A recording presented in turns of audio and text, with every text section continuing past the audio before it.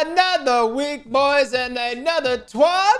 This week in Destiny, we have some updates to share about power level. It's not over 9,000 yet, but it's rapidly approaching 2,000 with the launch of the final shape. So before that happens, we want you all to have the most detailed information possible about difficulty options, progression, and experience. And this is only one of the topics of this week. Have you checked our latest trailers? How power works in the final shape? Pantheon starts next week. There it is. There it is. A new modifier arrives in PvP. Iron Banner final week approaches. Dress to impress cosplay Cosmodrone is here. And the Archie plush is available again. Wow, the Archie plush. All right, where no one has gone before. Many have dreamed of venturing into the Traveler, but we are pretty sure no one wanted it to be under end of the universe circumstances. It's natural to wonder what awaits us after we cross the portal. If it will feel familiar, if the witness has inflicted too much damage. Those are questions that we hear a very familiar voice ask in our latest trailer. No lie, guys, we did a trailer breakdown on it, and it's delivered so well directly from Cade, Nathan. It's almost as if he's been questioning where he's at for who knows how long he's been there. And I'm curious how this is going to play into the wish and stuff that Crow unintentionally made. We need to watch more videos at some point. Now, one thing we know for sure is that new dangers will be waiting for you. The Witness has created a new enemy faction, the Dread, that has unique ways to find you. See them in action in our latest videos, and look out for a fourth one coming tomorrow, Harbinger and Weaver. We will do breakdowns of all these, but I want to just take a quick look at them. Hold on. For those that have missed these trailers, hold on. Okay.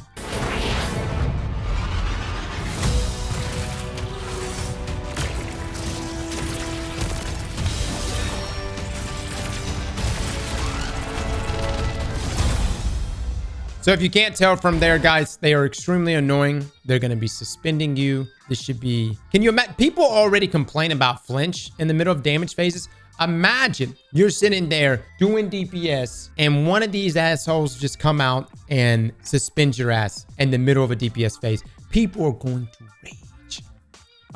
Also, that's a new fusion rifle. Okay, this is also the Dread, the Husk enemy type. These guys seem extremely aggressive. Also, if you don't kill them a correct way, they release this almost looks like worm, and that will come and explode on you. So then we have the Grim. I didn't realize the Grim had been released. Okay, so that was the Husk. Now we've got the Grim. Let's take a look at this. Oh, there it is. Yes. Burst fire stasis. So think like Warden's Law, but as a stasis weapon. And again, something that makes the Grim unique is they're going to have like this yell, this scream that will essentially suppress you. So more annoying things. But look, everybody, we've been wanting a new enemy type. It needs to be some potent. I think this is probably going to be the most, it has to be lore-wise, the most potent enemy type we've ever gone up against, as this is essentially the Witness's forces. All right, we also have some desktop wallpapers. Look at that. It does look good, man. All about the hands, dude. All about the hands. That one looks pretty good. This one is so good. Look at that. It's got Cade in the background right there. Solid. All of these are, I mean, not that previous wallpapers haven't been dark, but these are exceptionally dark. Oh, and for your phones too. That looks solid. I like this one a lot more. I didn't really care for it for the desktop background, but I mean, it looks okay, but for this, for your mobile, yeah, absolutely. They all look really solid though. Oh, that one's good too. Damn. Okay, very nice. Now, how power works in the final shape. Fireteam Power was announced at the Destiny 2 Showcase 2023, but we've got a lot more coming with the final shape when it comes to improving how power works in Destiny 2. We've revisited our power system and overhauled our UI to make power more intuitive and approachable than ever before. You'll find a whole bunch of changes detailed below, all made with the following goals in mind. Power offers a meaningful progression that rewards players with a real sense of getting stronger. Destiny 2 is a game you can always play with your friends regardless of your power level, and lower the barrier to entry for Destiny 2's story content. Power should be intuitive and understandable, both for experience and new players alike. So for Fireteam Power, in the final shape, playing with friends will be easier than ever, no matter if you play every day, haven't played in years, or are trying Destiny 2 for the first time. The player with the highest power level in the fire team will become the power leader, and all of the players in the fire team will be brought up to 5 power below the power leader if their power isn't already higher. Fireteam Power only affects active difficulty, and your unadjusted power level will still determine the power of your rewards. Being a power leader will also give you a boost to any commendations earned at the end of the activity. Okay, so right here, this note's very important. Fireteam Power only affects activity difficulty, and your unadjusted power level will still determine the power of your rewards. You're not going to be able to hopscotch to that reward structure. You still got to go through the process of leveling up. But this is really, really good if you've got, I mean, dude, anybody, right? You want them to jump into content with you instead of being like, no, you've got to go farm however many pieces of gear to get up to level to even attempt that activity with you. They can just jump right into you. They'll still be -5 below, but still, that's tremendous right there. Now, your power level will now be displayed next to the activity power cap, right by the launch button, so you can easily determine how difficult the activity will feel. All right, so we see the level here. It also shows expert at 2000, adjusted power level 1995. I know I'm probably like blocking some of this. Okay. Yeah, and then you also are getting a look at what our power levels are about to be increased up to, guys. You know what I mean? All right. Now, when your power is increased by Fireteam Power, your adjusted power will take its place. Here, Soyuz is the power leader and is boosting Rook to 1995 power, 5 below Soyuz power. With Fireteam Power, friends should always be able to play together regardless of power level. What is your thoughts on this, guys? Because the power grind has been something that's literally been in Destiny's DNA for years. I would say, you know, whenever an annual expansion would launch, we would hit the ground running to get that power level up as quickly as we could. How do you feel about this? And also, season to season, Bungie has not been increasing power level. I think the grind, whether you're a new player or just an old player returning, that's still going to be present. You're still going to have to get those pieces of gear, especially if you want to go out and strike out on solo level content. But there's not going to be this divide between someone who plays every day and a friend of yours that hasn't picked up Destiny in years. And yes, for Destiny, the grind should be more loot focused than anything. The extra 10 power gave you something to do though, season over season. Yeah. I see both sides of it, right? I see both sides of it. Now, here we go. Oh, this is a big one. Removing power limits from legacy gear. One problem we encountered when designing Fireteam Power was power limits found on older gear items.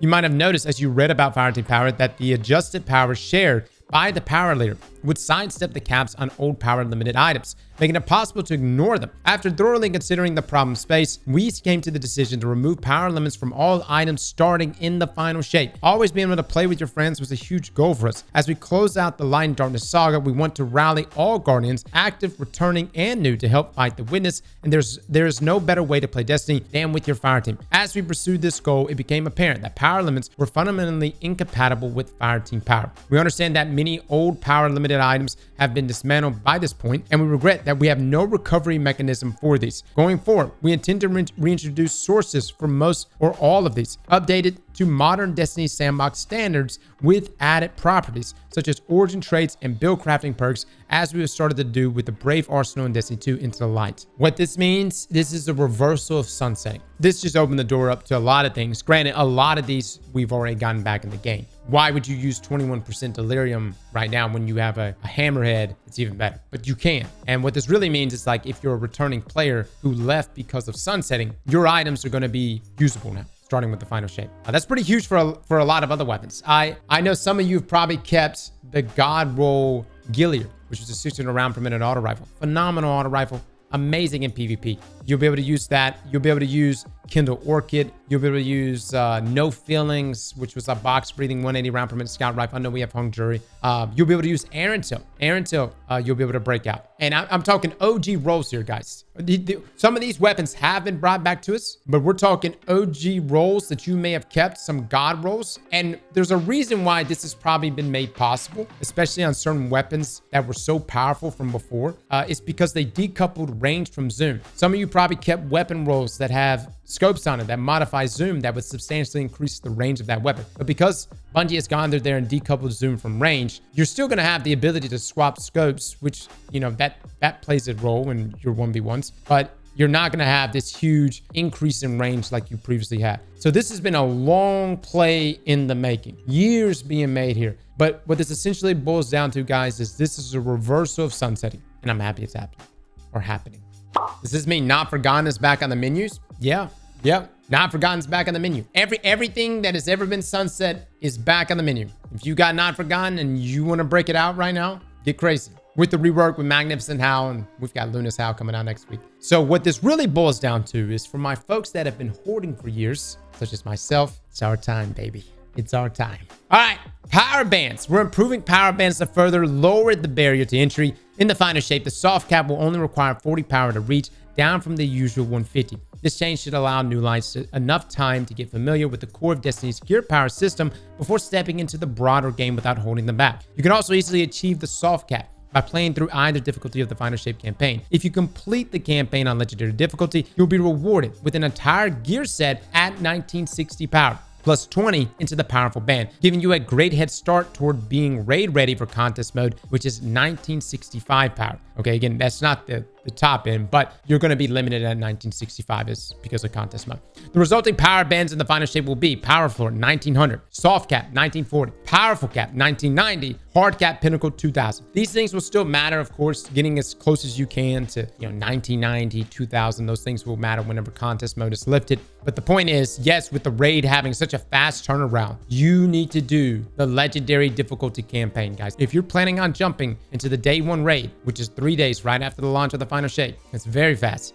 You need to do the legendary campaign to have your character, whether it's all 3 or at least your main raid ready. Now, activity power. Beginning with the Final Shape, the power level of activities will become much easier to understand. We're also making it so players can enjoy Destiny 2 story and free roam content at any level. Activities will be divided into 2 categories: power disabled and power enabled. Oh my God, dude, simplification, please. Now, power disabled activities play the same for everyone. No matter their power level, anyone at any level can jump right in and experience them to the fullest. As such, increasing your power won't change the difficulty you experience, and you can't overlevel the enemies in these activities. Power disabled activities include campaigns, both normal and legendary difficulties, seasonal story missions, free roam destinations, crucible, and some legacy content. And here it is, guys. You can actually see activity power disabled. Now, power enabled activities, by comparison, or where you grow stronger by improving your power. These each have an activity power cap, or a power level at which you will achieve maximum effectiveness. We've improved our UI to show you exactly what these activity power caps are, and if you achieve them, enemies will have a set feel for how tough they are even at the cap. But you'll notice yourself getting stronger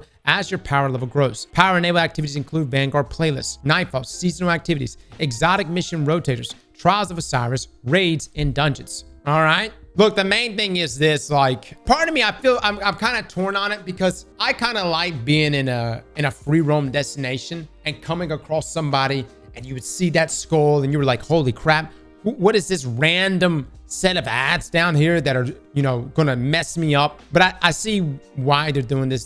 They're just simplifying it. You know what I mean? And especially since the seasonal story missions and the campaigns crossover, they want everyone to be on board. You're still gonna have power level enabled here in these other activities that we pretty much reside in, throughout the season.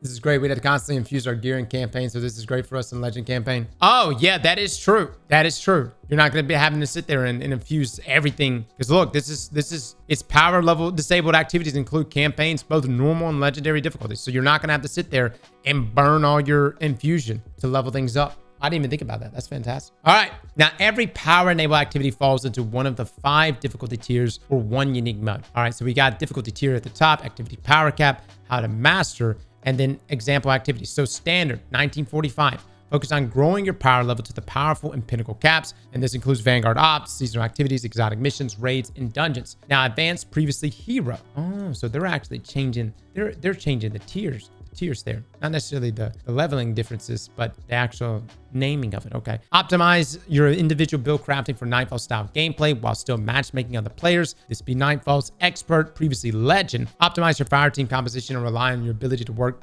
together as a team. Nightfall's all sectors, seasonal activities, exotic missions. Okay. Master, still the same. Optimize your execution, leveraging the skills built by engaging with other tiers of difficulties. Nightfall's all sectors, raids, and dungeons. Grandmaster, only Nightfalls. Tie it all together and demonstrate true mastery to overcome pinnacle challenges of Destiny 2. Notice the power level difference here, guys. 2010 to 2020 here for GMs. Just kind of give you an idea of what to expect whenever GMs launch. And then contest mode, 1965, a unique limited time challenge where each raider will have to demonstrate their gameplay. In this mode, Fireteam Power will not apply. Oh, okay, so they answered that question. I was curious if Fireteam Power would be applicable at all for contest mode, but this is for day 1 raids. And I guess in this case, day 2 raids, right? Since we get 48 hours, unless Bungie changes this. Why did they say day 1 raid? Day 2, day 1?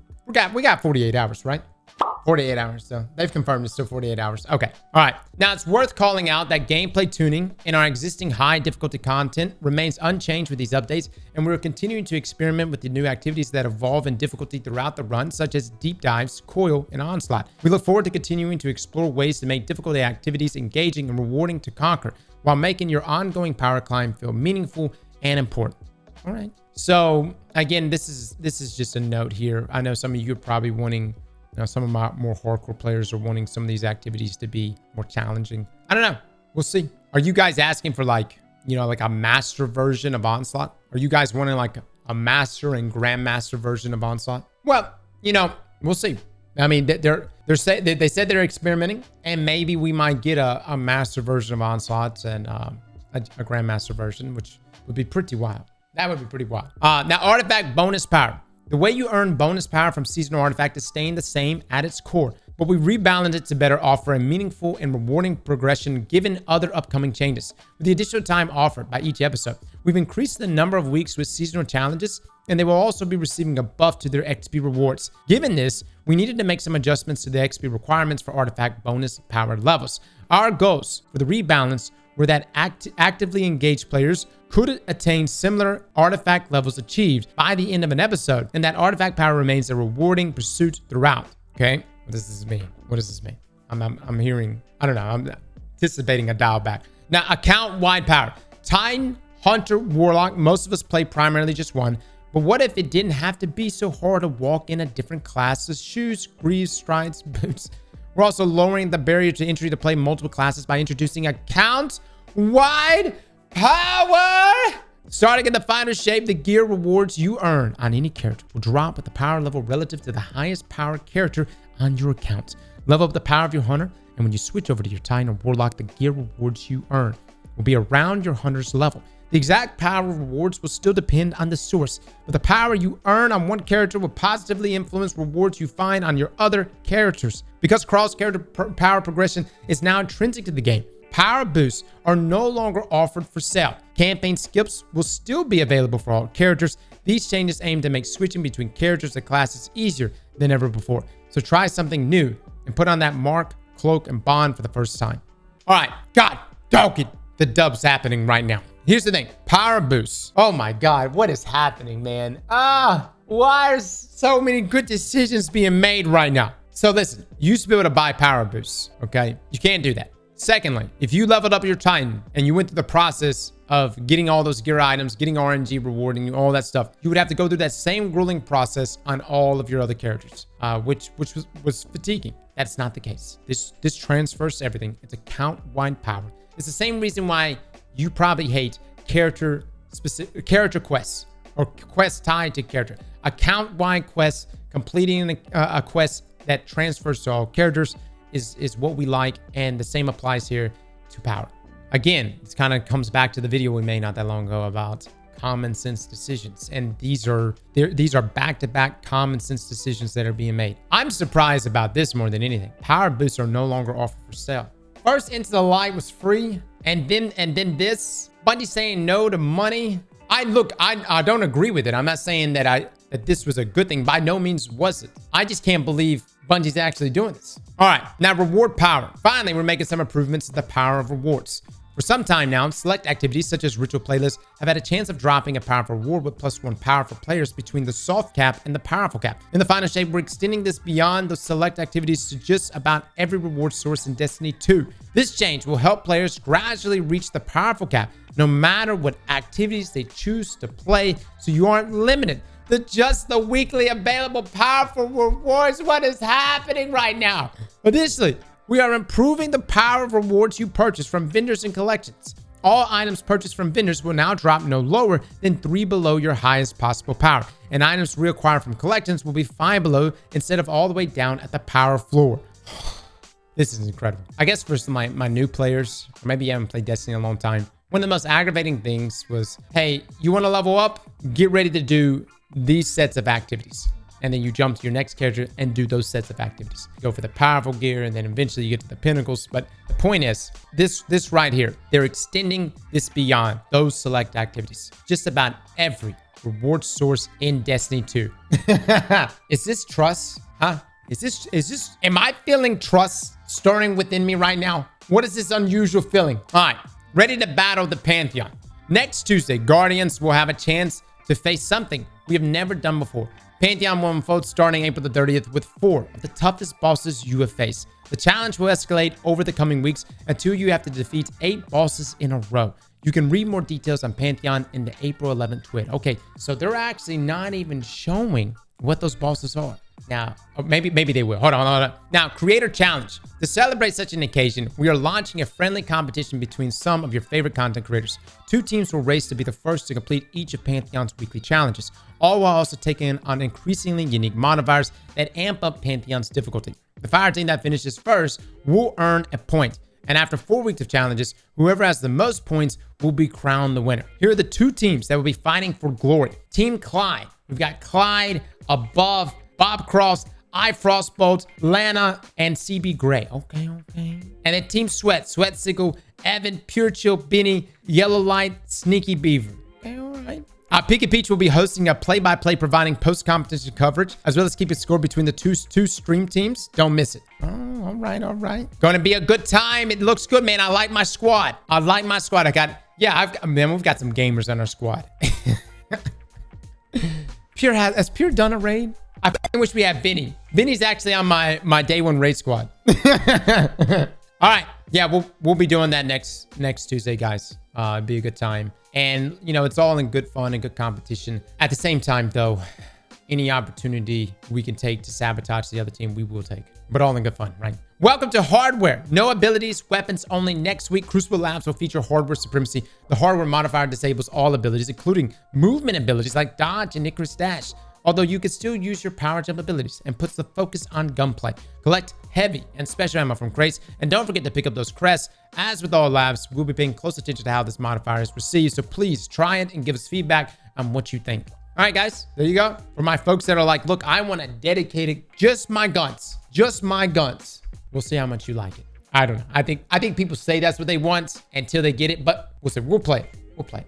I'm willing to give it a go. Now, last chance to earn Iron Banner rewards. Attention, Guardians. Valis Forge, formerly Iron Lord Saladin, will be back in the tower on April the 30th. Damn, we got Iron Banner and Pantheon next week for one final Iron Banner week before the final shape arrives. He's on better terms with Lord Shaxx lately. Check out the lore on your Brave Arsenal pieces. If you're looking for Tusk of the Boron or the Multimach CCX, now is your moment. And if you didn't get them the last time, good news, we increased the drop rates for players that have not acquired them yet. Let me just say this, guys, Tusk of the Boar is really solid. You like Strand, Raveling Rounds, especially good for this season because of Artifact Moss. Now, Cosplay Cosmodrone is back.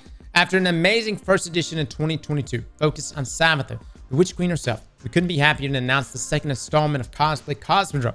This time, we're shaking things up a little bit. Each participant will get the chance to create a cosplay for a specific Destiny 2 character. Our lineup of cosplay players is top notch, and you can meet them all while you learn more about Cosplay Cosmodrome in the article we published yesterday. And if you want to cosplay yourself, check out our latest reference kit, The Witness itself. Let me just say this. If I was to nominate someone to cosplay The Witness, there we go. This guy would kill. You know what I'm saying? And listen, I know he's missing, but perfect opportunity to just get the unibrow in there. You know what I mean? It's a clean slate. We can work with it. My man would instantly win. All right. You can also pet the Exo Dog. For a dog, Archie is quite curious. It must be because he's an Exo. Or maybe he just got bored of watching those 2 elixirs struggling to buy some sodas. Glimmer, come on. Just put those Glimmer cubes in the machine. Anyway, we hope you found him again and give him some much deserved love. Archie is the best boy in the universe. And if you feel like having him closer than ever, the Archie plushie is available for purchase from the Bungie store through Bungie rewards when you complete the Where's Archie Triumph before June the 3rd. All right, guys. Anybody wants that? You can. Outside of that, new light kit update with the launch of update 7.3.6.2, veteran players who acquired a new light kit from my core will no longer have their saved loadouts of the corresponding subclass overridden. Players who continue to encounter issues should submit a report to our help forum. Also, some known issues. Certain face markings do not appear on Exos when selected. The Midnight Ride quest incorrectly states players needs to defeat Guardians using handguns. This objective can instead be completed by defeating enemies in raids and dungeons and on-site. Players may be teleported back to the incorrect ADU location after completing certain phases. And mountaintop projectiles do not pierce barrier champion shields. The Afterglow Sparrow translucent parts disappear when certain shaders are applied. In Onslaught, the switches to open the door to the boss may not activate, preventing the door from opening. We actually had this a few times. Onslaught bounties require the completion of Pathway and Riven Slayer. Do not count pathways completed in the coil. Oh, the brave versions of the Recluse and Hammerhead do not highlight enemies when aiming down sights. In rare cases, the spark and onslaught can be lost. And onslaught turrets can target players, strand clones, and threadlings. Yeah, that's actually happened to us a few times with our clone build. Now, as a final note here from Bungie, we hope you're getting amazing brave weapon rolls and making Shax proud. Maybe you could take some of those and try to complete the Whisper solo and then flawlessly. It's a challenge for sure, but we know you could do it. Let us know how that goes, will you? Alrighty then, back to Onslaught, everyone, the Destiny 2 community team. All right, that is thy TWAB. Honestly, dude, I know we've had some banging TWABs. We've had some terrible TWABs. This may be the best TWAB I think we've ever had. You know, a lot of these are like quality of life changes, but we needed them. We desperately needed them. I'm excited to see how they play out in the wild. I'm excited to hit up some friends that haven't played Destiny in years. And I'm excited to play with old Sunset loot. And that's so wild to me that Bungie has reversed this. And you could tell this was something, you know, they did regret because they came out not that long ago and they talked about how they're not going to sunset things anymore. But to do this type of reversal on loot, that's incredible. And I know that a lot of it had to do with the decoupling range. I know that sounds crazy, but them decoupling range and zoom, that seems to be one of the last pieces necessary for them to have unsunset things. With that being said, how much in my own vault do I have that has been sunset? I don't have many, dude. I've gotten rid of a lot of things. I kept my Kindle Orchid, my Rampage Kill Clip Roll, and I've kept this Arantil, which has the signal scope, which is still a good weapon. But I had actually gotten rid of so many different things, dude. But if you get a chance, guys, and you have dim, type in is sunset, sunset, and it'll pull up all of your sunset weapons. Blame Dado. But before everybody jumps up and starts blaming Dado, understand Dado was operating with the same thing we were all operating with, which was gear that had been sunset would remain sunset. Now, with that being said, I do think all of those items are going to make the way back in the game. They're going to be better because they have origin traits when they come back. So they're going to be better. Oh my God, there's so many weapons though. Hold on. I mean, when we go through here and we look at weapons, I mean, we've got, I mean, just there's so much, but you know, I'm thinking like, oh, right off the bat, we're going to be able to break out, you know, Not Forgotten with the rework there, the Magnificent Howl, which is going to be phenomenal. I can't believe they just put Not Forgotten like that back on the menu. That's incredible. Is there any way to pull them? Yeah, when it's a weapon like this, guys, you can. When it's a static roll like this, you can pull them. If it had random rolls, you can't pull them. But yeah, you just pull Not Forgotten. I'm gonna be rolling with this shit. You can pull it right now and start gaming with it. If you're a big fan of Oxygen, guys, for my scout lovers out there, you can come right over here to pull Oxygen. There's so many weapons you're going to be able to break out, guys. If you want to break out Hush. Now, again, though, a lot of these weapons that used to be the king. I love Archer's Gambit, but I've got bows now that rivals Hush for me. Granted, Hush is the hipfire machine, so it's a different one. You'll be able to break out 21%. It's still a very solid weapon. You can also buy 21% Delirium. And the kiosk? Oh my God. Holy shit. Fellas, you're going to be able to go here and purchase 21% Delirium, Hush if you want. No one cares about exit strategy, but you know, if you did. Revoker, Komodo, Not Forgotten, Luna's Howl. You're going to be able to purchase these things. Oxygen, hot damn. Let me ask y'all, to purchase these things, this legacy gear, do you have to own anything? Like, do you have to own Forsaken or anything like that? Because it just shows Glimmer, Enhancement Prisms, and Shards. No? Oh my God. So you'll just be able to purchase it outright. Very nice. Very nice. All right, guys, just keep in mind the exotic kiosks here at the tower. You'll be able to jump in and pick them up. Slap that like button like your mama told you right.